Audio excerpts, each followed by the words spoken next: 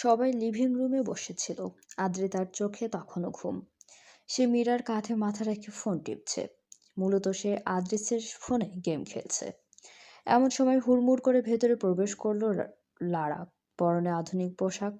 লম্বা মেয়েটাকে আধুনিক রাশিয়ান স্টাইলে সাজালে তাকে দেখতে একদম এলিগ্যান্ট আর স্মার্ট লাগে। সে পরে আছে হালকা রঙের একটি ফিটেড কোট, ধরো বেইজ বা সাদা।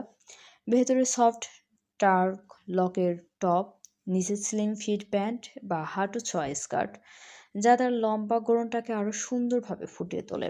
পায়ে হাই হিল বুট, যা হাঁটার সময় একটা আত্মবিশ্বাসী ভাব এনে দেয়। চুলগুলো হালকা ঢেউ খেলানো, খোলা রাখা, ঠান্ডা আবহাওয়ার সঙ্গে মানিয়ে একটু উঠছে। ঠোঁটে হালকা লাল বা নিউড লিপস্টিক, আর চোখে সিম্পল কিন্তু শার্প মেকআপ। তার পুরো লোকটাই এমন চুপচাপ কিন্তু খুব স্টাইলিশ। হাঁটার ভঙ্গিতে বোঝা যায় সে আত্মবিশ্বাসী, নিজের মতো চলতে অভ্যস্ত এক আধুনিক মেয়ে। আদ্রিতা এবং মীরা হুট করে হওয়া শব্দে নিজেদের সামনে তাকায়। আদ্রিস লারাকে দেখে চোখ খোঁড়ায়। সায়রের মুখে কোনো এক্সপ্রেশন নেই। মিসেস মিহুল তখন সেখানে উপস্থিত নেই। লারা ভেতরে এসে সোজা সায়রের উপর হামলা করে। Sayar, what is this? তুমি বলেছিলে তুমি আমার সাথে দেখা করবে। তুমি রাশিয়ায় ফিরে আমাকে কল করোনি কেন? মীরা হতভম্ব। সে সোজা হয়ে বসে। আদ্রিতাও ফোন রেখে দিল। সেও অবাক। আদ্রিস একবার সাইরের দিকে চাই। সাইরের এক্সপ্রেশন তাকে সবই বলে দিচ্ছে। তাই সে কথা বলল না। প্রিয়া রেভেনের কনুইতে গুঁতে দেয়। কি হচ্ছে এখানে? এই মেয়েটাকে? রেভেন ফিসফিসিয়ে বলে, এটা সায়ের ভাইয়ের বউ। প্রিয়ার চোখ বড় বড় হয়ে যায়। আরে রিল্যাক্স, এক্স ওয়াইফ। ও, এটাই লারা? হ্যাঁ। সুন্দরী আছে তাই না? রাশিয়ান মেয়েরা সুন্দরী হয়। প্রিয়া আর চোখে তাকায়। রেভেন বুঝতে পারে সে ভুল বলে ফেলেছে।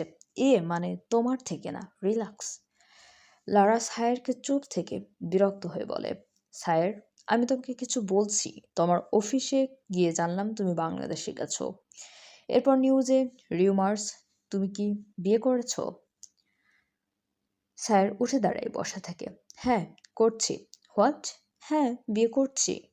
তোমাকে ইনভিজিলেশন কার্ড পাঠাইতে আমি। লারার মাথা খারাপ হয়ে যায়। সে পাশ ফিরে দেখে দুটো মেয়ে বসে। ওদের মাঝে কেউ হবে হয়তো। লারা মীরাকে দেখেনি। দেখা পচু বলো না। লারা গিয়ে হুট করে আদ্রিতার কনুই চেপে ধরে ওকে বসা থেকে উঠিয়ে দাঁড় করায়। আদ্রিতা ঘটনার চক্করে কিছু বুঝে ওঠার আগেই লারা ওকে ঝাঁকুনি দিয়ে দাঁত কিটমিট করে বলতে শুরু করে, বেয়াদব মেয়ে, তুই জানিস না ও বিবাহিত? লারা আর কিছু বলবে তার আগেই ঝোড়ের বেগে আদ্রিস এসে লারাকে টান মারে, আর অন্যদিকে সায়ের আদ্রিতাকে। ঘটনাচক্রে আদ্রিতা সায়েরের বুকের ওপর গিয়ে পড়ে। আদ্রিস লারার ঘুরিয়ে একটা থাপ্পড় মেরে দেয়। থাপ্পড়ের শব্দ চারিদিকে প্রতিধ্বনিত হয়, বেজে ওঠে। প্রিয়া রেভেন বসা থেকে উঠে দাঁড়ায়, আর মীরা তখনও বাকরুদ্ধ। Do you know who is she?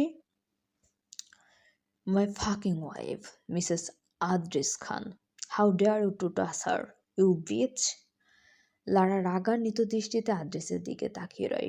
Sir এগিয়ে যায়। লারা, তুমি কি টাকা পাওনি? টাকা পেলে কেন এখন এসব করছো এখানে? এখানে এসে তোমার সমস্যা কি? লারা ফিরে চাই। আমি তোমাকে চাই সায়ের। আমি তো আমাদের মধ্যে সব ঠিক করতে চাই। একটা সুযোগ দাও আমাকে। লারা এগিয়ে যায় সায়েরের দিকে।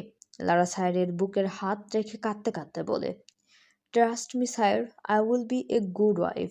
জাস্ট একটা লাস্ট সুযোগ দাও। স্যার কিছু বলার আগেই কেউ পেছন থেকে লারাকে সায়ের থেকে আলাদা করে। লারা ফিরে যায়। মিসেস মিহু দাঁড়িয়ে তার পেছনে। তোমার সাথে সায়েরের বিয়েটা আমি মেনে নিতাম না। স্যার বলেছিল লারাকে সুযোগ দেওয়া যায় না মম। তাই বলেছিলাম, তোমার মতো থার্ড ক্লাস মেয়ে যে কিনা আমার ছেলের স্ত্রী থাকা সত্ত্বেও আরও 20টা রিলেশন করে, তার সাথে বাড়ি গিয়ে ডান্স করে, সে কখনো সুভান পরিবারের বউ হতে পারে না। আজ তুমি আমার একমাত্র মেয়ে সানার গায়ে হাত দিয়েছ। ভাগ্য ভালো তোমার আদ্রিস থাপ্পড় মেরেছে, না হলে আমি কি করতাম তা আমি নিজেও জানি না। আমি Radia Sultana Mihu, the chairman of সুহান গ্রুপস, তোমাকে লাস্ট টাইম ওয়ার্নিং করছি। আমার ছেলে মেয়ে, বউ, জামাই পরিবার থেকে দূরে না থাকলে তোমাকে নিজের হাতে খুন করব।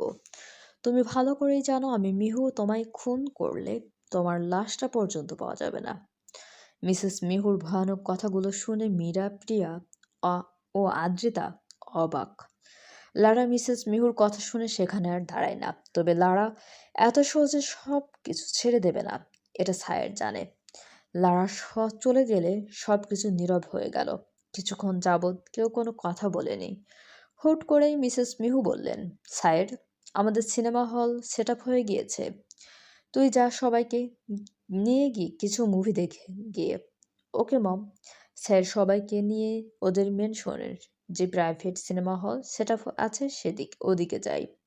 তবে মীরা তখনও দাঁড়িয়ে। মিসেস মিহু মীরার দিকে এগিয়ে এলেন, মীরার হাতে হাত রাখলেন।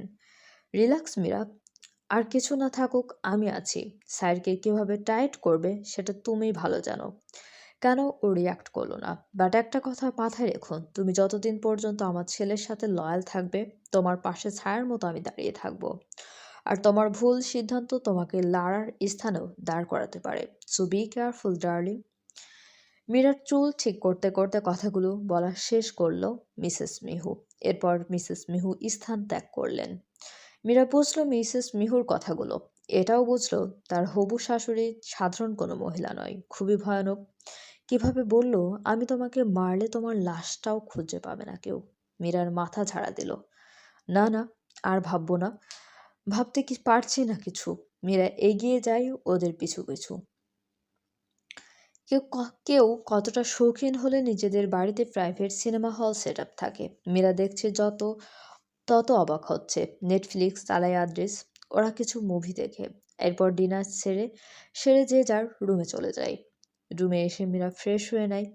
ওয়াশরুম থেকে ফ্রেশ হয়ে বের হয়ে দেখে তার রুমের লাইট বন্ধ। মীরা অবাক হয়।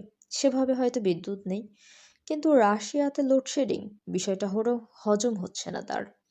মীরা হাতড়ে সামনের দিকে আগাতে গিয়ে কারোর সাথে ধাক্কা খায়। মেয়েটা কিছু বুঝে ওঠার আগেই বলিষ্ঠ দেহের পুরুষ তাকে জড়িয়ে ধরে দয় আঁকড়ে ধরে। মীরা নিজেকে ছাড়তে হাত পা ছোড়াছুড়ি শুরু করে, কারণ সে সায়ের সাথে রেগে আছে। সায়ের সেটা বুঝে, তবে মীরাকে ছাড়ে না।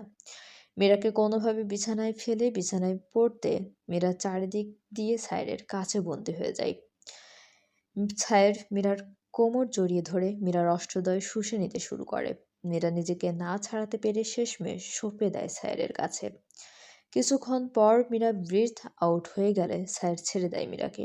মীরা ঘন ঘন নিঃশ্বাস নিতে শুরু করে। সায়ের একটু উঠে মীরার থেকে, সরুন, হাতি একটা, চেপে মেরেই ফেলুন আমাকে। সায়ের বেড সাইড লাইট অন করে উঠে বসে। মীরাও উঠে বসে। আপনি বেরিয়ে যান, আমার রাগ কমেনি। তাহলে তো আমাকে আবারও শুরু হতে হবে। এহ, সরুন, আপনি বেয়াদব লোক। বেয়াদব বলিও না। আমি শুরু হলে কাঁদতে হবে, ছাড়বো না। মীরা পিছিয়ে যায়। স্যার হাসে। এরপর যেটা করে এটার জন্য মীরা প্রস্তুত ছিল না। স্যার নিচু হয়ে মীরার পায়ে চুমো খায়। মীরা কেঁপে ওঠে। রিল্যাক্স মীরা, আমি চেয়েছিলাম তোমাকে একটু জ্বালাতে, বাট লারা এসব করবে ভাবেনি। আমি জানি না আপনার মাথায় কি চলছে, শুধু একটা কথাই জানি মিস্টার সায়ের সুফান আলভি, আমি সব ছেড়েছি আপনার জন্য। স্যার চুপ হয়ে যায়। সে কি বলবে এটা নিজেও বুঝতে পারছে না। সে মীরাকে জড়িয়ে ধরে। আই লাভ ইউ মীরা, কথা দিচ্ছি তোমায় নিরাশ করব না। আদ্রিতা বেশ দ্রুতই ঘুমিয়ে গিয়েছে। ঘুমন্ত আদ্রিতাকে ভালো করে কম্বল টেনে দেয়। আদ্রিতার মুখের দিকে তাকিয়ে থাকে কিছুক্ষণ। এরপর আদ্রিতার কপালে চুমু খায়। দ্রুত বড় হ আদ্রিতা, আমার কিছু বাচ্চা লাগবে।